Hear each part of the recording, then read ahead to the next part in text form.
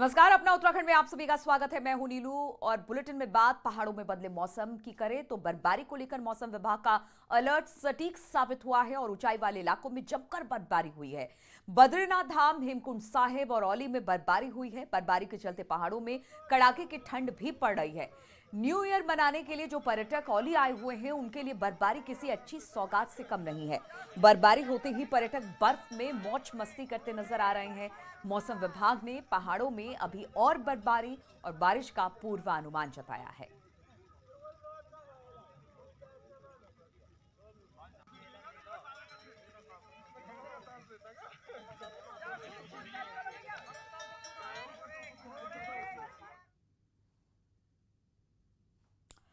और औली में सीजन की दूसरी बर्फबारी हुई है, जहां पर चारों तरफ बर्फ ही बर्फ नजर आ रहे हैं। वहीं बद्रीनाथ धाम में भी जमकर बर्फबारी हुई है। हालांकि अभी बर्फबारी रुकी हुई है, बर्फबारी के कड़ाके की ठंड भी पड़ रही है, लेकिन सैलानियों के लिए यह बर्फबारी किसी सौगात से कम नहीं है।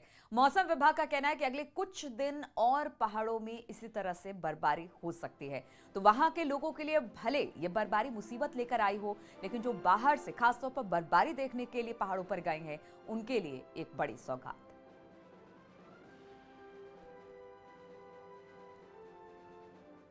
काफ़ी अच्छा लग रहा है। ठंडा भी यहाँ पे काफ़ी अच्छा लग रहा है। ठंडा भी काफ़ी हो रहा है और हमें अच्छा भी लग रहा है कि यहाँ पे सही टाइम पे आए और काफ़ी बर्फ भी हो रही है। वहीं विश्व प्रसिद्ध हिम क्रीड़ा स्थल औली में बर्फ की सफेद चादर जम गई है, जिसके बाद यहां घूमने आए सैलानियों की मौज मस्ती भी देखी गई है। जो पर्यटक औली घूमने आए उनके लिए बर्फबारी किसी सौगात से कम नहीं है, इसलिए पर्यटक औली में रहकर अगले कुछ दिन और स्कीइंग का लुत्फ उठाने वाले हैं। वहीं बर्फबारी से ग्रामीण इलाकों में भारी परेशानी हो गई है। कुछ भी नहीं था and it's heavy raining snowing heavily and so much fun. बहुत मजा आ रही है और हम इधर 5 दिन और रहने वाले हैं, तो हमको स्कीइंग सीखना है, तो हम स्कीइंग सीख के जाएंगे। और उत्तरकाशी में मौसम का मिजाज रविवार शाम से बदल गया, जिसके चलते ऊंचाई वाले इलाकों में हल्की बर्फबारी शुरू हो गई है। गंगोत्री, यमुनोत्री, हर्षिल और खरसाली में बारिश के साथ साथ जमकर बर्फबारी हुई है। मौसम विभाग की माने तो अभी ऊंचाई वाले क्षेत्रों में बर्फबारी और निचले इलाकों में हल्की बारिश की संभावना बनी हुई है। लंबे समय बाद ऊपरी इलाकों में बर्फबारी होने से सेब काश्तकारों के चेहरे भी खुशी से खिले हुए हैं। वहीं प्रशासन ने पर्यटकों को बढ़ती तादाद को देखते हुए जरूरी दिशा निर्देश भी जारी कर दिए हैं। विभाग द्वारा जो आगामी कुछ 2-3 दिनों के लिए पूर्वानुमान जारी किया गया उसको दृष्टिगत रखते हुए जैसा अवगत कराया गया कि ऊंचाई वाले क्षेत्रों में मोस्टली 250 से 3,000 मीटर के ऊपर बर्फबारी होने की संभावना व्यक्त की गई है, जिसको देखते हुए संबंधित विभागों को निर्देशित किया गया वो तैयारी का उच्चतम स्तर बनाए रखें, कहीं पर रोड ब्लॉक इस टाइप से न हो, विद्युत सुचारू रहे। और रुद्रपुर से खबर लेते हैं, जहां पर न्यूज 18 की खबर का असर हुआ है। मारपीट के आरोप में पुलिस ने कांग्रेस नगर महामंत्री और साथियों पर मुकदमा दर्ज किया है। मारपीट का वीडियो सोशल मीडिया पर वायरल हुआ था, जिसमें कुछ लोग एक व्यक्ति को पीटते दिखाई दिए थे। खबर को न्यूज 18 ने प्रमुखता से दिखाया था और अब इस पूरे मामले पर जाकर एफआईआर दर्ज की गई है। तो मारपीट के आरोप में मुकदमा दर्ज किया गया है। न्यूज 18 ने प्रमुखता से दिखाया था कि किस तरह से ये मारपिटाई हो रही थी। सीसीटीवी फुटेज वायरल हुआ था, जिसके बाद न्यूज 18 ने प्रमुखता से दिखाया। अब इस पूरे मामले पर एफआईआर दर्ज कर ली गई है।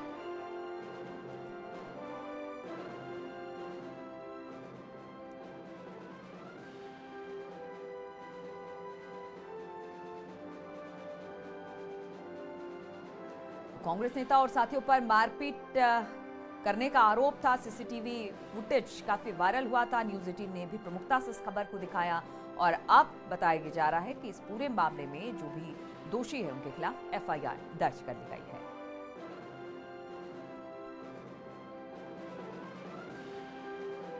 तो न्यूज 18 ने लगातार इस खबर को दिखाया था। कांग्रेस नेता उसके साथियों पर मारपीट का आरोप था। सीसीटीवी फुटेज वायरल हुआ था और न्यूज 18 ने भी प्रमुखता से इस खबर को दिखाया था और अब जाकर बताया जा रहा है कि जो नेता है कांग्रेस के, उनके और उनके साथियों के खिलाफ अब एफआईआर दर्ज कर ली गई है।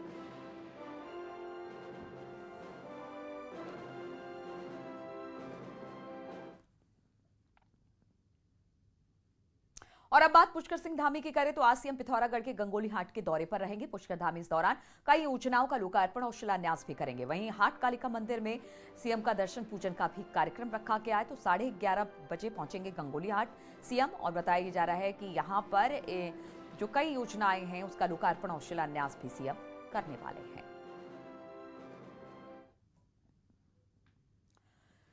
23 दिसंबर को प्रधानमंत्री मोदी की हल्द्वानी में रैली होनी है और इस रैली में सुरक्षा को लेकर प्रशासन ने तैयारियां अब शुरू कर दी हैं। डीआईजी कुमाऊं ने कहा कि रैली में कोई दिक्कत ना हो, इसके लिए 2200 पुलिसकर्मियों को ड्यूटी पर तैनात किया गया है। 30 दिसंबर को हल्द्वानी में 13 वरिष्ठ पुलिस अधीक्षक, 10 additional SP, 25 inspector, 150 sub inspector के साथ 6 कंपनी पीएससी और टेक्निकल टीमें भी लगाई गई हैं। इसके साथ ही सुरक्षा को लेकर और भी टीमें मांगी गई हैं। रैली में होने वाली भीड़ को देखते हुए कई रूट भी डाइवर्ट करने का फैसला लिया गया है। डीआईजी ने बताया कि सभी पुलिसकर्मियों की ड्यूटी 28 दिसंबर तक फिक्स कर दी जाएगी। कुछ टेक्निकल टीमें जो है हमारी, जैसा बीडीएस, एलआईओ और जो भी टेक्निकल टीमें लगेगी, डॉग स्क्वाड वगैरह, तो ये जो कुछ तो हमने कुमाऊं रेंज से दिया है और बाकी जो अन्य टीमें जो है जो बाहर से भी हम लोग गढ़वाल, देहरादून से भी मांग कर रहे हैं। पुलिस मुख्यालय को एक्स्ट्रा फोर्स और एक्स्ट्रा जो टीमों की है जो मांग की गई है। और धामी सरकार स्टूडेंट्स को टैबलेट और लैपटॉप के बदले खातों में पैसे देने जा रही है, जिसको लेकर विपक्ष अब हमलावर हो गया है। चुनाव के ठीक पहले सरकार के टैबलेट देने के बजाय डीबीटी के जरिए पैसे देने के फैसले पर जहां सवाल उठने लगे हैं, वहीं इन पैसों का सही इस्तेमाल कैसे होगा, इस पर भी जवाबदेही को लेकर कांग्रेस सवाल पूछ रही है। हालांकि सरकार की तरफ से इस पर पहले से ही फैसले के पाइपलाइन में होने की बात की जा रही है और विपक्ष के उठाए सवाल पर बीजेपी चुटकी ले रही है।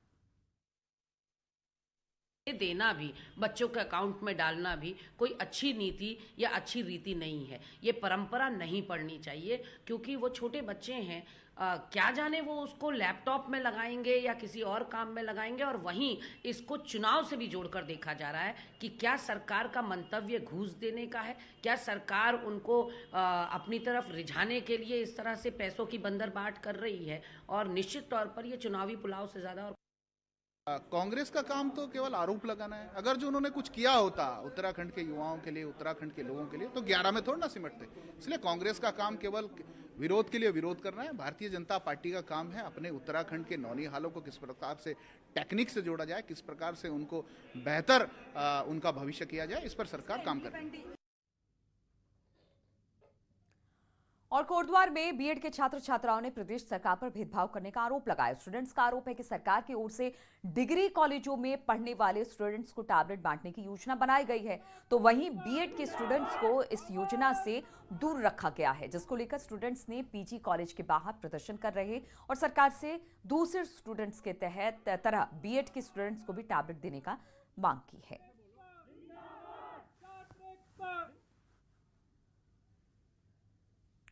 और साहिबजादा दिवस के मौके पर सीएम पुष्कर धामी ने उन्हें नमन किया है। अत्याचार और अधर्म के विरुद्ध संघर्ष करते हुए अपने प्राणों की आहुति देने वाले साहिब श्री गुरु गोविंद सिंह जी महाराज के 4 साहिबजादों एवं माता गुजरी जी के बलिदान को समर्पित साहिबजादा दिवस पर उन्हें कोटि कोटि नमन।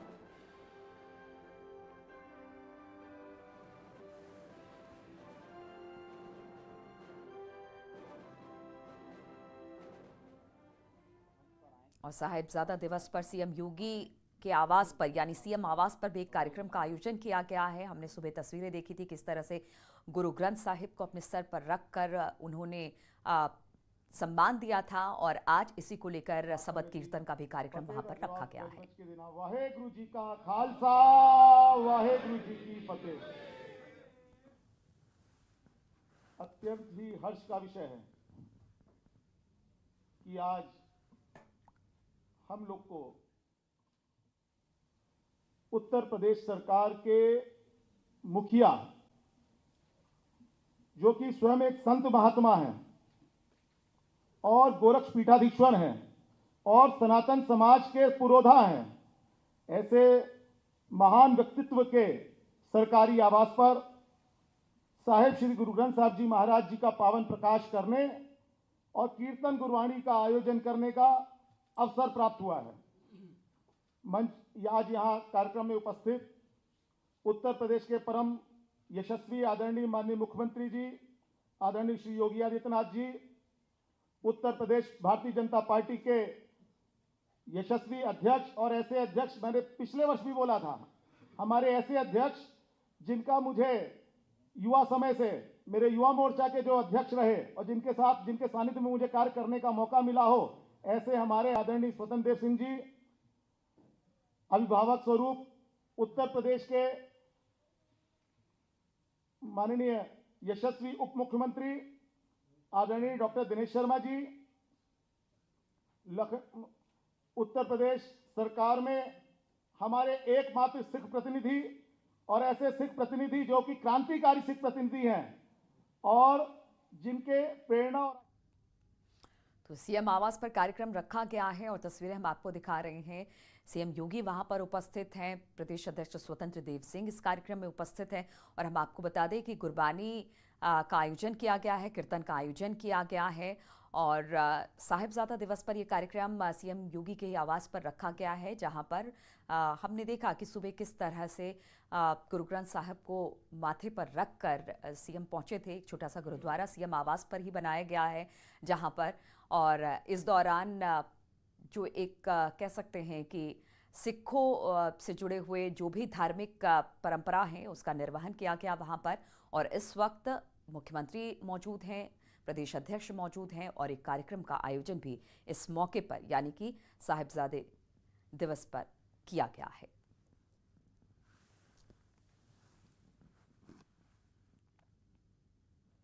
तो सीएम ने साहिबजादों को नमन किया है। हम आपको बता दें कि गुरबानी कार्यक्रम भी इस दौरान रखा गया है और गुरबानी भी सुन रहे हैं सीएम वहां पर। आज सुबह से इस कार्यक्रम का आयोजन सीएम आवास पर ही किया गया था, जहां पर सिख समुदाय के लोग इकट्ठा हुए और साहिबजादा दिवस इस वक्त मनाया जा रहा है। तो दो तस्वीरें हम आपको दिखा रहे हैं, सीधी तस्वीरें आप देख सकते हैं। कार्यक्रम में शिरकत कर रहे हैं मुख्यमंत्री योगी आदित्यनाथ, प्रदेश अध्यक्ष स्वतंत्र देव सिंह और इस वक्त गुरबानी सुन रहे हैं। और साथ ही साथ सुबह की तस्वीरें हमने आपको दिखी कि किस तरह से पंच प्यारे वहां पर मौजूद थे और गुरु ग्रंथ साहिब को अपने सर पर उन्होंने उठाया और फिर जो तख्त होता है वहां पर जाकर उसे रखा। और तस्वीरें भी हम आपको दिखा रहे हैं कि किस तरह से उन्होंने बिल्कुल जो सिखों की आन बान शान पगड़ी उसको भी धारण किया और फिर इस पूरे कार्यक्रम का आयोजन सीएम आवास पर किया गया है। साहिबजादा दिवस कार्यक्रम पिछली दफा भी हमने देखा था, पिछले साल भी इसी तरह से सीएम आवास पर कार्यक्रम का आयोजन किया गया था और इस साल भी साहिबजादा दिवस कार्यक्रम का आयोजन सीएम आवास पर ही किया गया है।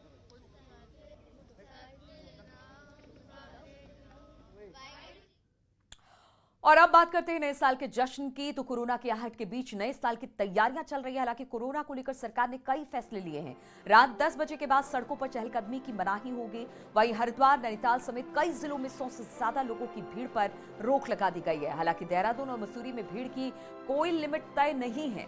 हालांकि देहरादून में पहले 100 से ज्यादा लोगों की गैदरिंग पर रोक की बात कही गई थी।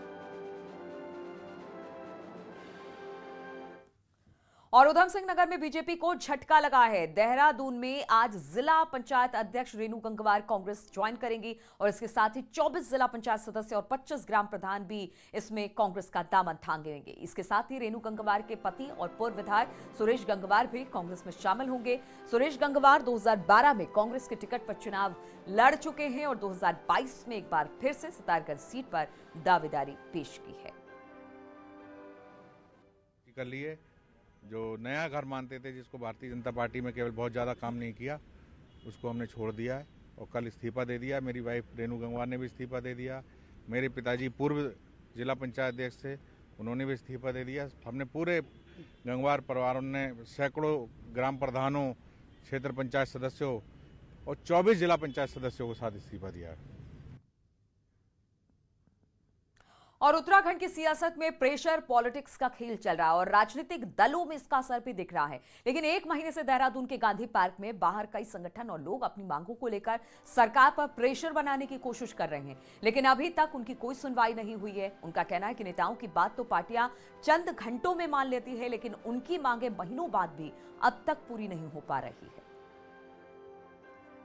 करते न जांच करते कोई भी नहीं है। देखो हम ऐसा लगे तो कभी कोई देते हमको खाना, कभी कोई देते हमको खाना।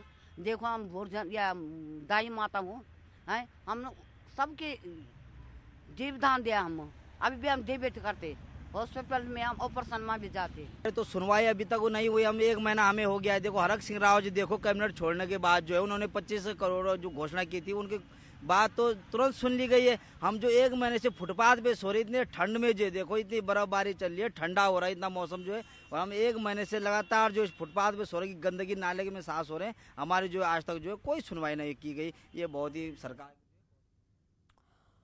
और खबर डोईवाला से लेते हैं, जहां पर उत्तराखंड क्रांति दल ने अनोखा प्रदर्शन किया। पार्टी नेताओं ने सरकारी अस्पताल का MOU हिमालयन जॉली ग्रांट अस्पताल के साथ खत्म करने की मांग को लेकर अपना मुंडन करा डाला। पार्टी के सचिव केंद्रपाल सिंह और उपाध्यक्ष धर्मवीर गुसाई ने मुंडन करवाकर सरकारी और प्राइवेट अस्पताल के बीच अनुबंध खत्म करने की मांग की। हम आपको बता दें कि उत्तराखंड क्रांति दल पिछले काफी दिनों से सरकारी अस्पताल के खराब हालात का आरोप लगा रहा है और AMU खत्म करने की मांग भी कर रहा है।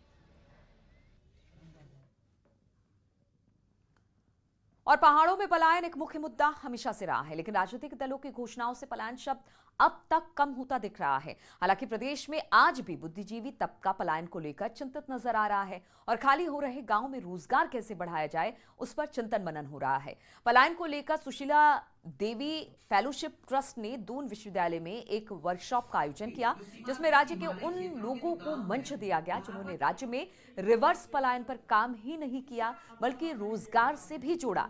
वहीं पलायन को लेकर नरेंद्र सिंह नेगी का कहना है कि मशीनरी सही काम नहीं करती, इसलिए पलायन करने वाले मायूस होते हैं। चीजें संस्थागत रूप से होती हैं, वो चाहे कोई डिपार्टमेंट हो या गवर्नमेंट हो। जो इंडिविजुअल स्टेक होल्डर होता है, इंडिविजुअल बिजनेसमैन होता है या हम जैसे सोशल बिजनेसमैन होते हैं, वो एक लेवल तक मार्केटिंग कर पाते हैं और उनके पास इतने संसाधन नहीं है, तो गवर्नमेंट को ही आगे आना पड़ेगा। तो स्वरोजगार के लिए प्रयास होने चाहिए और कुछ सामाजिक संस्थाएं इसमें प्रयास कर भी रही हैं। सरकार भी कहती है कि हम स्वरोजगार को प्रोत्साहित कर रहे हैं, तो स्वरोजगार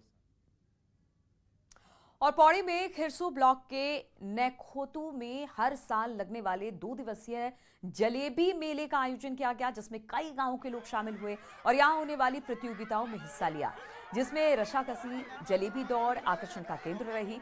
प्रतियोगिता में जहां पुरुषों ने हिस्सा लिया तो वहीं महिलाओं ने भी अपने प्रतिभा दिखाई। इस मेले की खासियत यह है कि इसमें खेल के दौरान जीतने वाली टीम को इनाम में जलेबी दी जाती है।